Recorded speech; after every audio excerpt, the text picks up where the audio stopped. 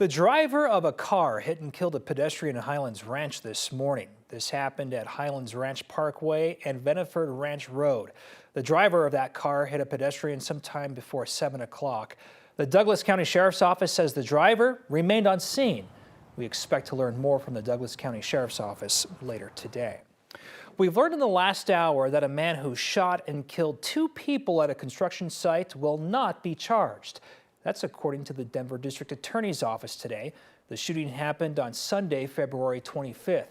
Denver police responded to a construction site off of Bellevue, just south of Wadsworth. They found 2 people who had been shot. Both of them later died. Police said the site manager found those people. They say the 2 may have been trying to burglarize the site. Police said there was a fight. The site manager was attacked and then shot the 2 people. And taking a live look around Colorado right now, we got the mountains, we got the Denver skyline, we've got Lookout Mountain from the high country to the Denver metro area.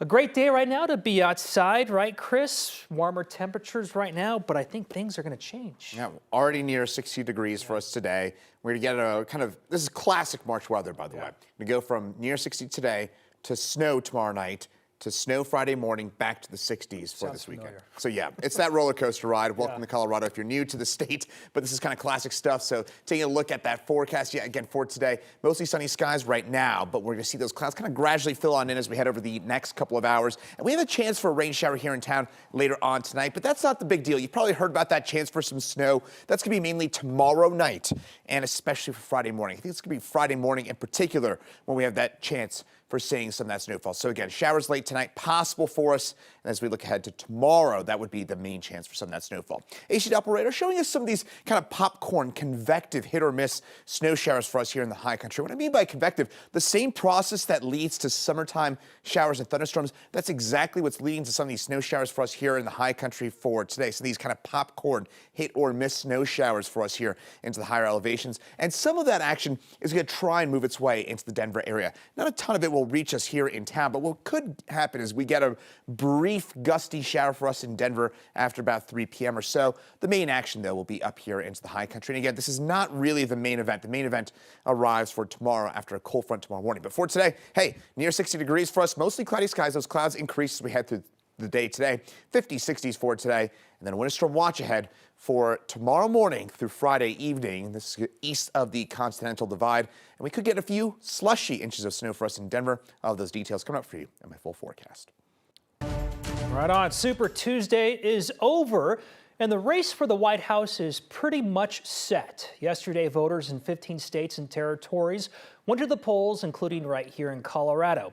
On the Democrats' side, President Biden won 14 of those contests, and former President Trump took home 13 victories. Nikki Haley only won 1 state yesterday, which was Vermont. This morning, she announced she's dropping out of the race. When I began, I said the campaign was grounded in my love for our country. I am filled with the gratitude for the outpouring of support we've received from all across our great country. But the time has now come to suspend my campaign. I said I wanted Americans to have their voices heard. I have done that. I have no regrets. Haley made history, becoming the first woman to win a Republican primary. So far, she has not endorsed Trump. I have always been a conservative Republican and always supported the Republican nominee. But on this question, as she did on so many others, Margaret Thatcher provided some good advice when she said, quote, "Never just follow the crowd. Always make up your own mind." It is now up to Donald Trump to earn the votes of those in our party and beyond it who did not support him. And I hope he does that. This morning, when Nikki Haley dropped out, Donald Trump went after her on social media. He said Haley got, quote, trounced on Super Tuesday. After she dropped out, Senate Minority Leader Mitch McConnell endorsed Donald Trump as the Republican nominee for president. In his statement, McConnell said Trump has earned the support of Republican voters. McConnell is one of the few high-profile Republicans who have held off on endorsing Trump. And the Biden campaign is trying to earn the votes of moderate Republican voters turned off by former President Donald Trump. They said this morning there is a home for Haley voters within the Biden team. Several leaders of the Colorado Republican Party, along with Lauren Boebert, are now taking aim at Colorado's Democrat Secretary of State, Jena Griswold. The party chair, vice chair, and secretary sent a letter to Griswold saying she did not stand up for election integrity when they say she attempted to remove Donald Trump from the ballot. It's worth noting here it was a group of voters, including Republicans, who sued to get Trump off the ballot. The group's letter went on to say they are building a grassroots coalition to, quote, hold you accountable for your attack on our elections.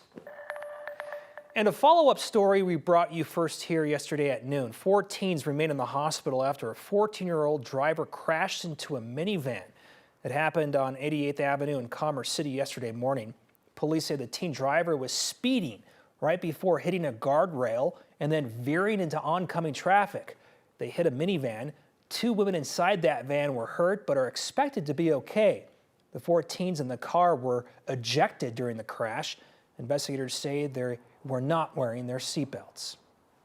It doesn't matter how old you are, it doesn't matter where you're sitting, wear your seatbelt. Your chances of survival or reducing your chances of injury are much higher if you follow that very simple rule, and it's the law anyway. Police say the car the teens were in was registered to a parent in Thornton, but they don't know yet if the parent knew if the teens had that car. Avon police believe a man found dead on the side of the highway in Eagle County was the victim of a hit and run. It happened last night on Highway 6, just west of Stonebridge Drive. Police tell us they got a call just before 7 o'clock about a man on the side of the highway.